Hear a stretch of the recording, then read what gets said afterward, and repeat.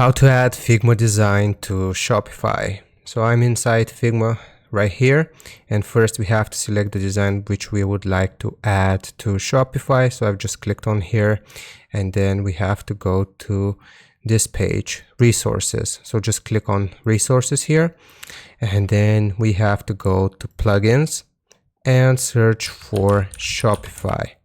So it's going to look like this, and we want to choose the Shopify image importer and just click on run here.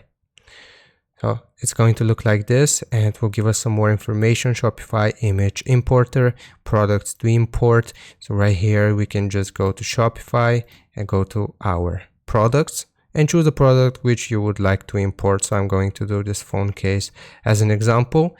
And here's how you get your product link. You scroll down and you should find it right here, search engine listing. So just copy this product link and go back to Figma, and we can paste our product like so. We can add Shopify collection URLs as well, and we can import these different products. So you can specify a number and how many product images we would like to import. And basically after you have set this up, you will simply click on import, and this will import Figma design to Shopify. I hope this helps you out. Leave a like and sub, and I'll see you next time.